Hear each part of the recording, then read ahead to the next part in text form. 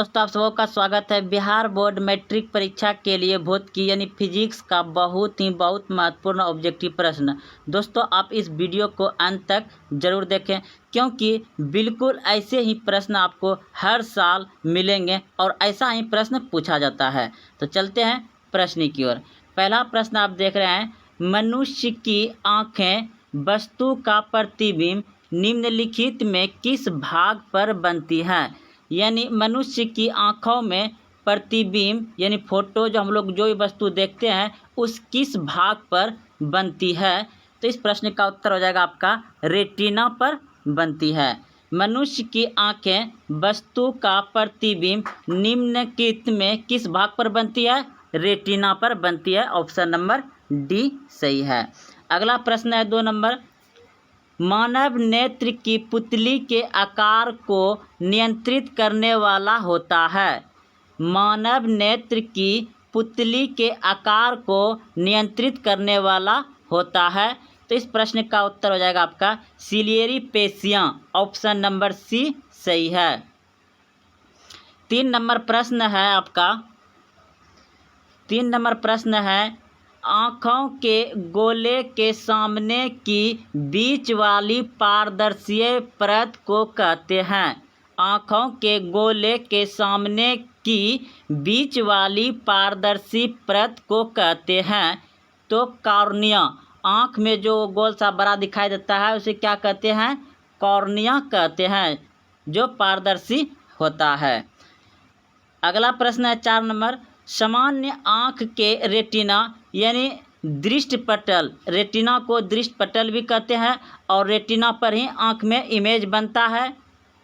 तो प्रश्न था, सामान्य आँख के रेटिना यानी दृष्टिपटल पर बनने वाला प्रतिबिंब होता है। यानी मानव के आँख में प्रतिबिंब कैसा बनता है। आपको प्रश्न इस तरह से भी पूछ दिया जाएगा कि मानव के आँख यानी रेटिना दृष्टिपटल पर बनने वाला प्रतिबिंब कैसा होता है। तो वास्तविक और उल्टा होता है, वास्तविक और उल्टा होता है। मानव के आँख में कैसा प्रतिबिंब बनता है, वास्तविक और उल्टा। आपको इस तरह से प्रश्न पूछ दिया जाएगा, सामान्य आँख के रेटिना यानी दृष्टिपटल पर बनने वाला प्रतिबिंब होता है वास्तविक और उल्टा। ऑप्शन नंबर सी सही है। अगला प्रश्न है, नेत्र के उस गुण को जो भिन्न भिन्न दूरियों पर स्थित वस्तुओं को फोकस करने में मदद करता है कहा जाता है। क्या कहा जाता है। इस प्रश्न का उत्तर हो जाएगा आपका संयोजन क्षमता। ऑप्शन नंबर सी बिल्कुल सही है। अगला प्रश्न है आपका, मानव नेत्र के रेटिना में शंकुरूपी सेल प्रतिक्रिया दिखते हैं। मानव नेत्र के रेटिना में शंकुरूपी सेल प्रतिक्रिया दिखते हैं। तो क्या कहेंगे उसे, प्रकाश के वर्ण की, प्रकाश के वर्ण की। ऑप्शन नंबर बी बिल्कुल सही हो जाएगा इस प्रश्न का उत्तर। मानव नेत्र के रेटिना में शंकुरूपी सेल प्रतिक्रिया देखते हैं प्रकाश के वर्ण की। अगला प्रश्न है आपका, प्रश्न है, निकट दृष्टि दोष वाले मनुष्य के चश्मे में होते हैं। निकट दृष्टि दोष वाले मनुष्य के चश्मे में होते हैं। यानी निकट दृष्टि दोष होता है जो, उसके दूर करने के लिए कौन सा लेंस लगा रहता है चश्मे में। तो अवतल लेंस, अवतल लेंस लगा रहता है निकट दृष्टि दोष को दूर करने के लिए। यह निकट दृष्टि दोष वाले व्यक्ति के चश्मे में होता है कौन सा लेंस, अवतल लेंस। याद रखिएगा, निकट दृष्टि दोष में अवतल लेंस का प्रयोग किया जाता है।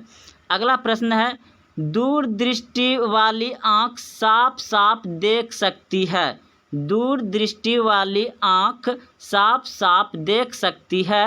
तो दूर की वस्तु को देख सकती है। दूर दृष्टि वाली आँख यानी जिसके पास दूर दृष्टि वाली आँख साफ साफ देखती है क्या देखता है, दूर की ही वस्तु को देखेगा। दूर दृष्टि दोष में दूर की वस्तु देखा जाता है और निकट दृष्टि दोष में निकट की ही वस्तु देखा जाता है।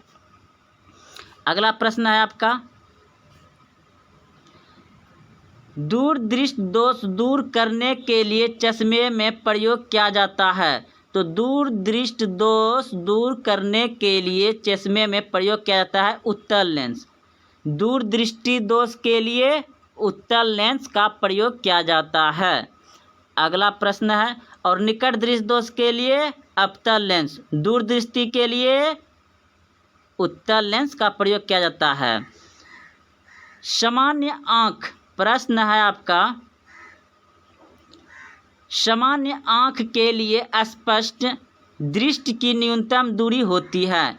सामान्य आँख के लिए स्पष्ट दृष्टि की न्यूनतम दूरी यानी कि न्यूनतम दूरी किसी भी वस्तु को देखने के लिए कितना होती है, तो 25 सेंटीमीटर होती है, 25 सेंटीमीटर।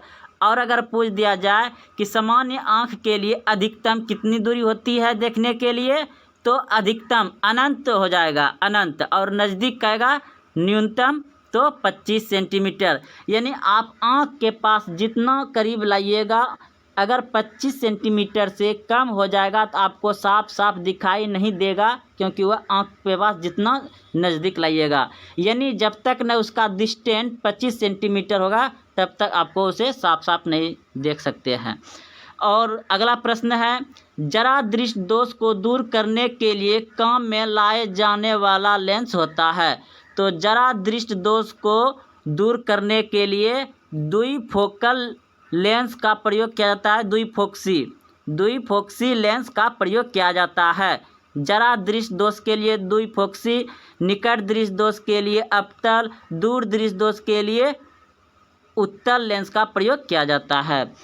किस दृष्टि दोष के निवारण के लिए अवतल लेंस का प्रयोग किया जाता है, तो अवतल लेंस प्रयोग किया जाता है निकट दृष्टि दोष के लिए। तो दोस्तों ये सभी 12 बहुत महत्वपूर्ण प्रश्न थे, जो कि आपको बिहार बोर्ड मैट्रिक परीक्षा में विज्ञान में ज़रूर ऐसे ही प्रश्न पूछे जाएंगे। धन्यवाद। आप इसी तरह से देखते रहिए वीडियो। अगर हाँ आप यहाँ तक आए हैं तो अपने दोस्तों में शेयर करें और चैनल को सब्सक्राइब करें। जय हिंद, जय भारत।